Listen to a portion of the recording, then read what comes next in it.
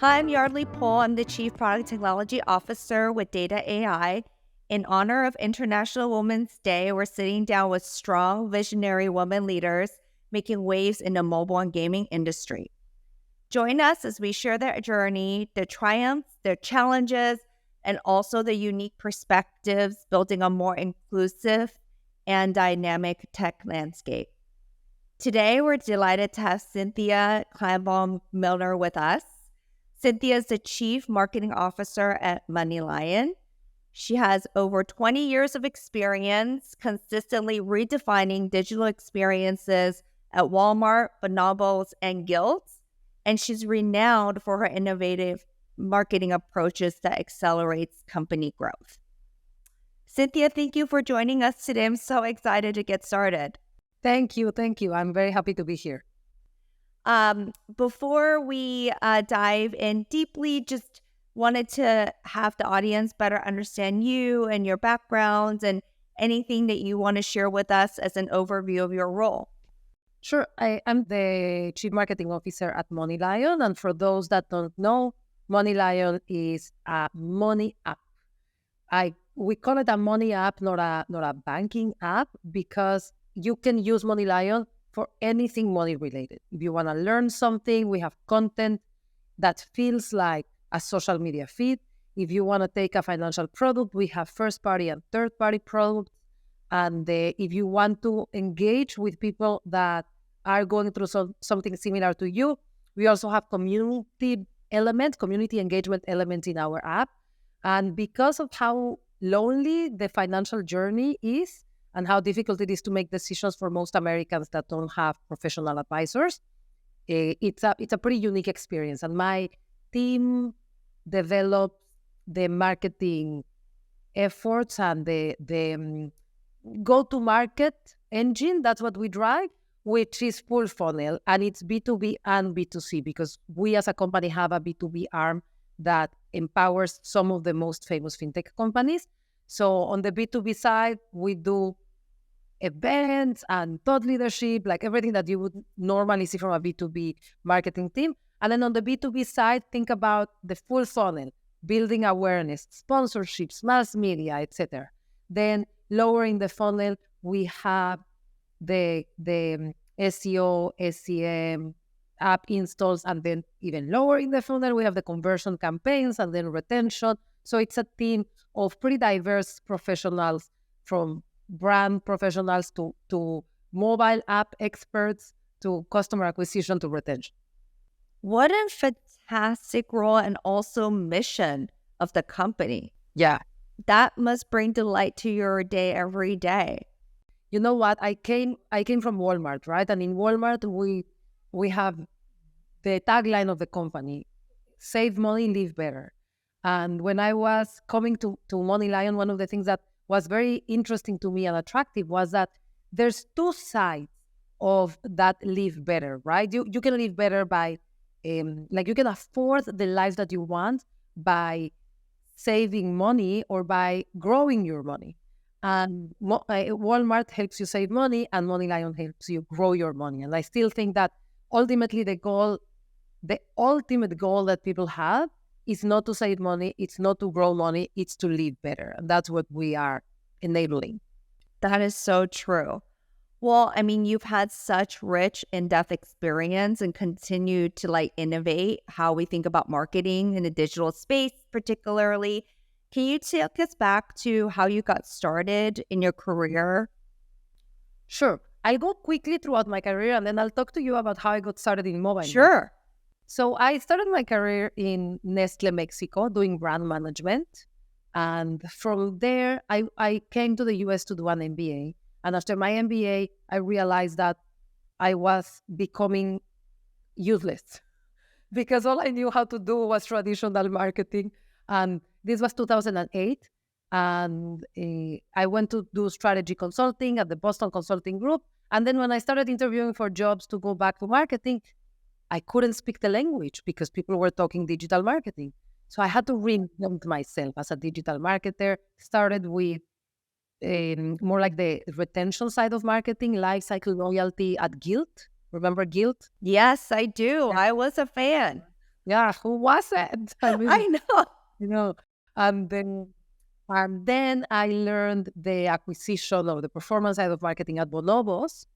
And Bonobos was acquired by Walmart. And when I arrived to Walmart, I realized that there were, in Walmart, you can do all types of marketing, right? But if you get your picking, you're going to want to be where the innovation is happening. And back then, the innovation was happening in online grocery and in the mobile app. That's where I kind of gravitated towards and what I ended up doing. And that's where I learned mobile app marketing. But who doesn't have the Walmart app at this point, right? Like it's it's very different than what I'm doing now, because back then, even though Walmart wasn't as big in e-commerce as it is now, and the main competitor was obviously Amazon, we didn't have to do a lot of mobile marketing, right? We had to do product marketing within the app, but keyword optimization and the really app download ASO, it wasn't something that we were super worried about, because it's unlikely that somebody would be looking for another retailer and ended up downloading Walmart. They were more likely to be looking for Walmart and ended up downloading somebody else's app. And then I came to MoneyLion, where really ASO, app store optimization, and all the marketing that we do to drive app installs, it's the bread and butter of our company. Because even though we have a website, and today the website is not at parity, but it will be. Even when it is at parity, the app is the main way in which we are going to engage with our users. Because our mission to provide America with the best, with the tools to make their best financial decisions, relies on their utilization of our app every single day. People use their money app once a month to check their balance. They're not going to really get out of any situation they're in. If they use their app because they are so low, their balance is so low that they are like making sure they don't overdraft, they're also not going to have that like positive relationship with money, with making decisions, with building wealth. So what we're building is an app, or what we have is an app that you can go to every day. You can have fun, you can play games, you can engage with other people, and you can learn, and you can make financial decisions. And you can't really expect that from a website, right? People don't go to the same website every day, but people do like take out their phone and like their thumb just goes straight to the same app over and over again. So we are that for many people, and we want to be that for more. Yeah. So what you're saying, what I'm hearing is like building an app that's at least a daily habit Yeah, and in a fun and engaging way so that you can really be like with the users along their journey. exactly. Exactly. That's the only way, right? Like Yeah. just like a diet. The only way that you're gonna get fit is if it's a regular cadence. The only way that you're gonna build wealth is if you make it part of your daily life. Yeah. That makes a lot of sense.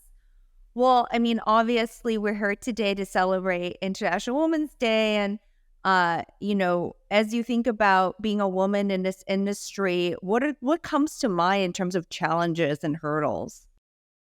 Well, so this is historically, I'm in financial services now, and it's an industry that has and continues to be very male led, right? Yes.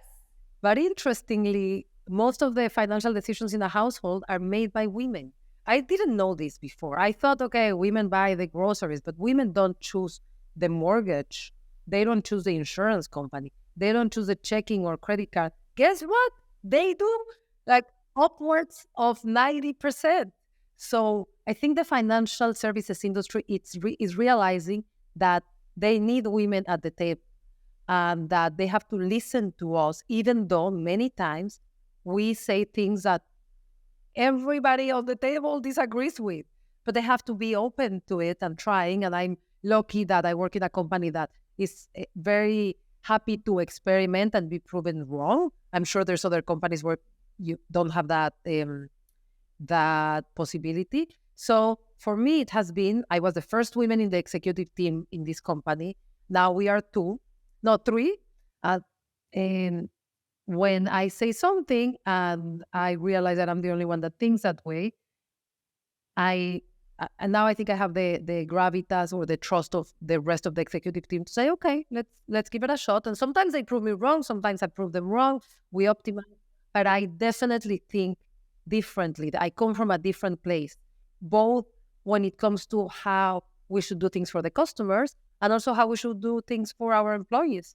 Yeah, that's really key, right? I mean, given that fact that you shared with us that most women are the ones that make financial decisions at household, having actually a woman at the C, especially at the C level at the company developing the apps for these consumers is really relevant because you can relate much more, right?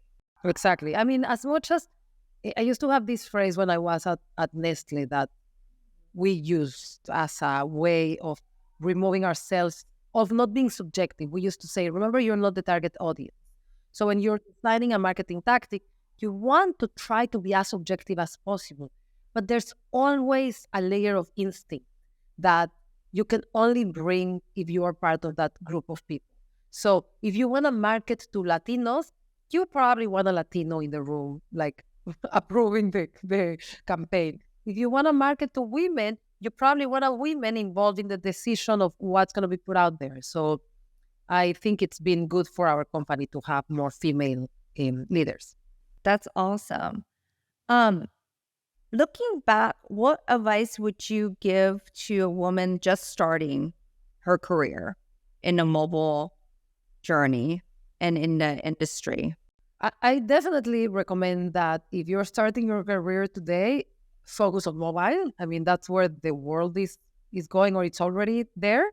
So I wouldn't start anywhere else. The most common advice that I would give is what I'm learning. We can talk about it later if you want, but what I'm learning from the guests that I'm interviewing in my own podcast, which is get a mentor, get a sponsor when you go to a company. So a mentor, somebody that has been in your shoes before, that can kind of guide you in key moments. Get a sponsor. Like if you join a company, make sure that you identify a person that it can be your manager. It's usually your manager, and then you move to somewhere else in the organization, and that person continues to be your sponsor, who can speak on your behalf when you're not in the room. That's what a sponsor usually is. They help you navigate an organization. And then be very thoughtful about how you manage your career. Don't think that careers are short and you have to make decisions right away. Like if you're unhappy, don't quit your job. Talk to your manager, find a better solution. Like careers are very long and we take a very short-term approach, sometimes making decisions in an emotional way. So that's kind of like the more pragmatic advice I give. But recently, I read something that I keep reminding myself, and I think everybody should know and think about it, which is don't think that your boss is thinking about you all the time. Your boss is thinking about him or herself all the time. Because sometimes we get in our heads that, oh, I made a mistake, and my boss is probably thinking about my mistake. And we get in this like really bad mind state of, oh, how am I going to get out of this? I have a bad reputation. Maybe I'm going to get fired. And our manager hasn't thought about whatever conversation we have in a week, because everybody is thinking about their own careers and about the perception that they have with their managers. So make sure that you become useful for your manager, that you help your manager shine. And don't worry if you made a mistake, you can like fix it. Stop, like don't think that your mistake was so big that your manager is just thinking about you all the time. Because I think it can get under our skin and just freeze us and not let us. That is so true. Yeah, that's really, really relevant. It resonated with me. Now I'm like, yeah, I guess maybe my CEO is not thinking about me all the time. That's a good one. Well, you talk a little bit about your podcast. I think you should definitely tell us more about this podcast and what you've been doing with it. So I launched a podcast in September last year. It's called A La Latina, the playbook to succeed, being your authentic self. And the reason that my co-host and I launched it, it's because we realized that there is a crazy underrepresentation of Latinas in corporate America, especially starting in the first managerial level. So there's a lot of Latinas at the entry level roles, but they don't get promoted. And because of that, at the top, there's almost no Latinas. There's less than 1%, even though we are 9% of the population. And the three reasons for this is, number one, stereotypes. People literally think that we are dumb because we have an accent. They think that we don't care so much about work because we also care about our families. They think we're too loud instead of thinking, it's like passion. And there's a lot of stereotypes around how capable we are. The second issue is we don't have role models. And if we don't see ourselves there, how can we think that we can be there, right? And the third one is that we don't have the playbook, because it's very rare as Latina that you would have a family member or even like a friend of your family that has walked the walk and has climbed corporate America. We don't really know who to ask. And we decided that if we interviewed the most accomplished Latinas in corporate America and asked them, how did you get there? It would be a combination of like stories, like a novel. They tell the story of their life, but in the story of their life, there's the playbook. And there is very specific things that you have to do if you want to be promoted. First of all, don't ask for the promotion, right? That's one of them. I didn't know how many times I was like, I think I'm ready for my promotion. Can I get promoted? And now I know that the way you get promoted is to actually increase your scope. And you usually do the new role at the new scope before you get promoted. Not, oh, there's that role, I'm going to apply for that role and then I will do it. No, you first do it and then you get the promotion. I didn't really understand, and I think a lot of our Latinas are not understanding. And like most Latinas have certain superpowers that corporate America needs. Actually, being passionate and being loud is a superpower, because you can like bring people with you with your vision, right? And leading your team as a mother is a superpower, especially with the new generation.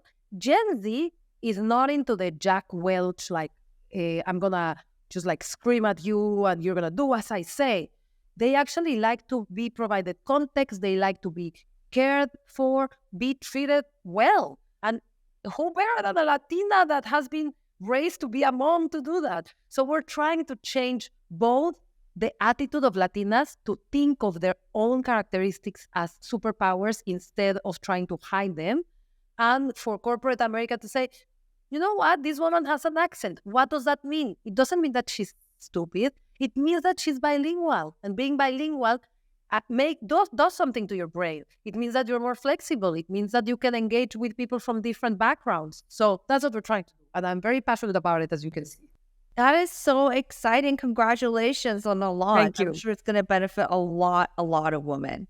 Thank you. And it's not, I mean, even though the positioning is for Latinas, if women of any ethnic background, inclusive of white women, can benefit from the play. And I'm sure allies can learn a thing or two as well. 100%. Yeah, that's exciting. Okay, so what does Women's Day mean to you? Honestly, every day is Women's Day to me. It's like every day I'm looking for ways to elevate other women, and every day I'm looking for ways to feel more comfortable in my own abilities. So, I mean, I know this year International Women's Day is about inclusion, and I will try to use my platform for that, to communicate that and to give some strategies on how to make the workplace more inclusive of women. Yeah. But every day should be International Women's Day. That is very true. I agree with that. Otherwise, it's like 364 days are Men's Day and we get one? No. It's true. It's true. I do feel like every day we should celebrate and uplift one another. Yes. Are there any women that you admire, that you really feel inspired by?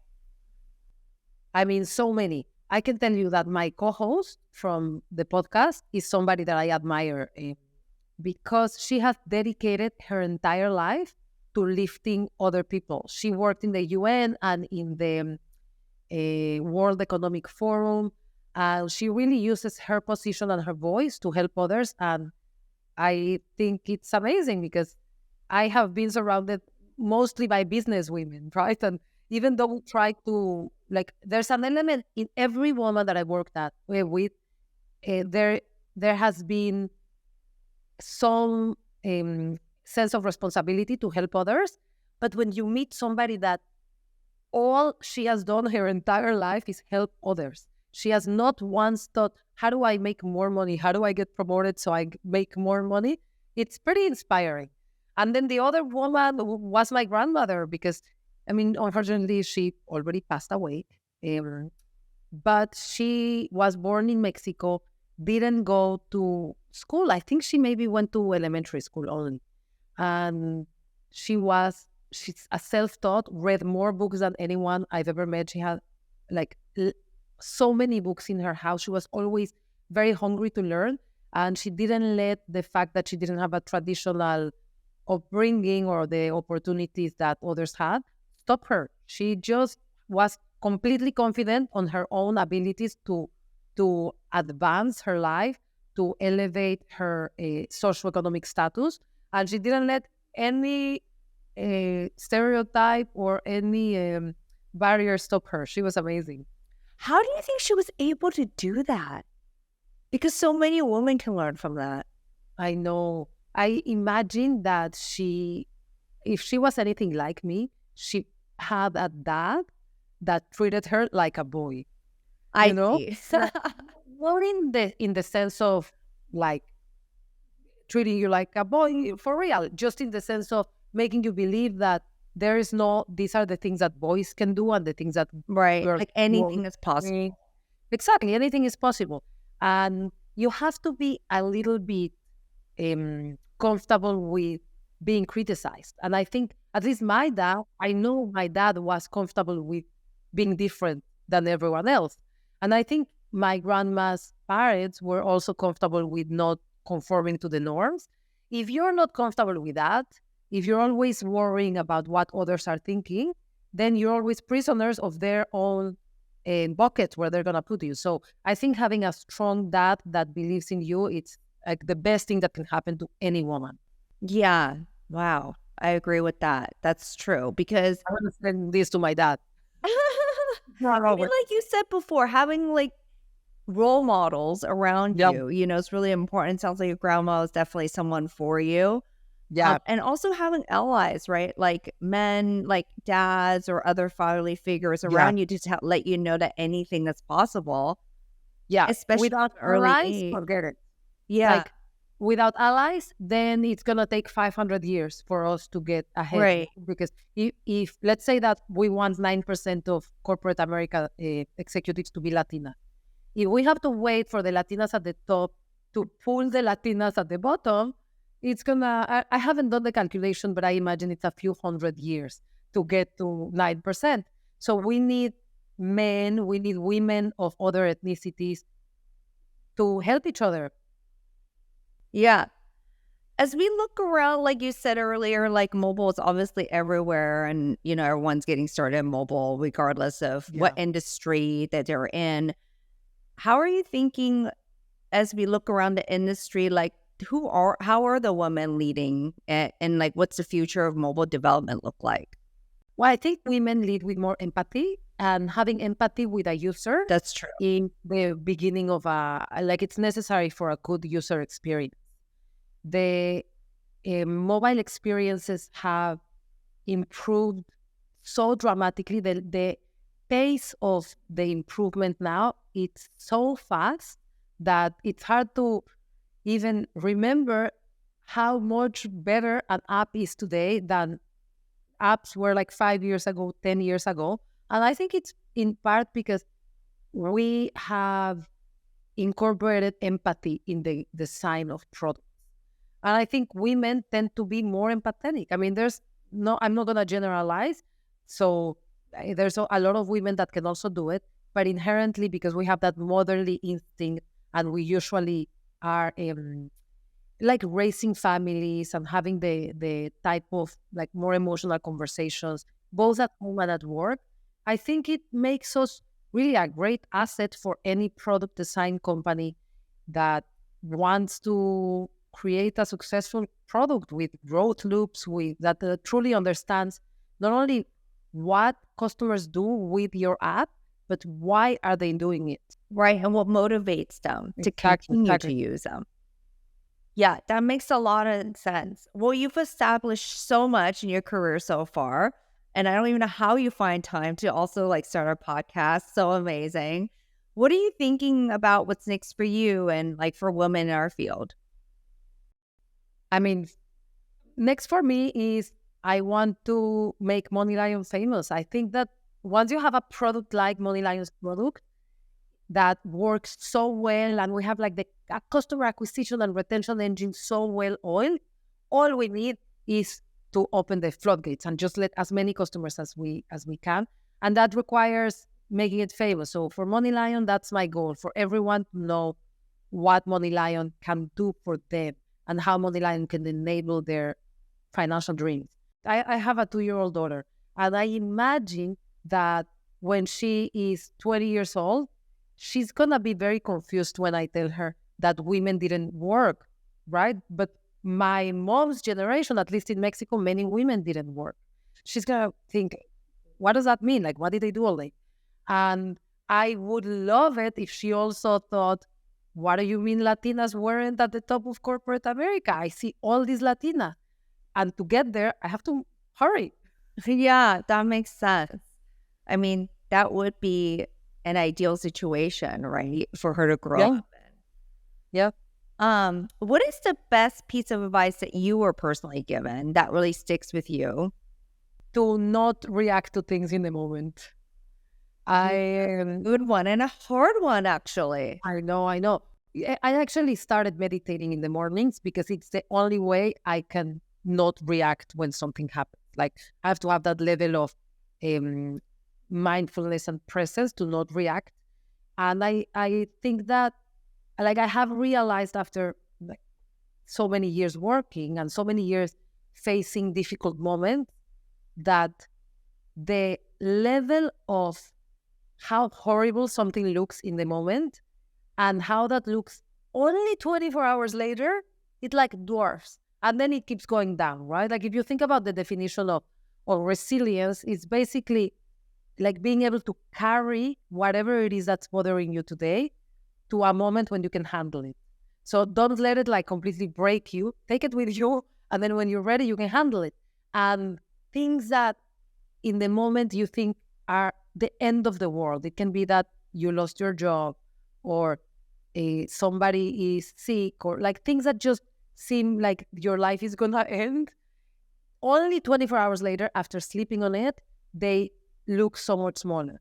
And then later, much smaller. And most things in life, when you look back, they look so small you can't even spot them, right? Like how many times, of course, like a disease that is life-threatening is not that, but how many of those we get in our lifetime? And how many things we experience that seem to be the end of our career? And then you look back, like, why did I feel so bad? It didn't derail my career. Nothing happened. I'm doing well. But in the moment, you're like, oh my God, it's over. So don't react in the moment, sleep on it. And then if you still feel like whatever you were going to do when you wanted to react is the appropriate response, go for it. But never react in the moment. I love that advice. What do you think are like some baby steps for people to get started to practice that? I mean, you have to meditate. You have to, because it's the best explanation that I have learned regarding meditation is, let's say that your day is a race, right? And you're going to run and there's going to be all these barriers, right? If you don't practice in a non-race scenario by yourself every day, how can you, the day of the race, do well? Same thing, you have to practice on your own every day, get strong. And then when these things happen, you just don't react. You find yourself, I found myself surprising myself. Oh my God, I didn't react. And I can attribute it to meditating in the morning. So that's one thing I do. And then, bite your tongue. Yeah. Find somebody in your company that you can trust. And then when something happens that you feel like you want to cry or you want to scream, don't scream whenever that's happening. But after the meeting, just go to that person and say, can I just like complain to you and scream? Right. How do you find it has benefit as outcomes once you start practicing this? I mean, I think that the obvious outcomes are that my relationship with my team and my peers and even my family is better, Right. right? Because I used to have a very short fuse, and now I don't. So I think the relationships are so much better than that. At work, since we have material outcomes, like in my family, I can't really say what would be the outcome, like how many pieces of chicken my son ate because Right. yeah, that's him. But we're doing great as a company. Like we are delivering on all our OKRs, and I think it is in part because when things are not going well, we don't react, we don't scream at each other. We have a very respectful environment, and we solve things together, even when we disagree. So I think it's a very healthy way of approaching professional relationships. That is fantastic. Is there anything final thoughts that you want to leave us with as we wrap up? No, I mean, I don't think so. You asked me everything. Well, it's been such an inspiring conversation. I want to thank you, Cynthia, again for joining us for today's discussion on women leaders in a mobile space. And thank you so much to everyone for watching. Hopefully you learned a thing or two. I've learned plenty. If you enjoyed this, please make sure to check out the other data AI conversations that we're having with other women as well in this series to celebrate International Women's Day together. Thank Thank you. you so much.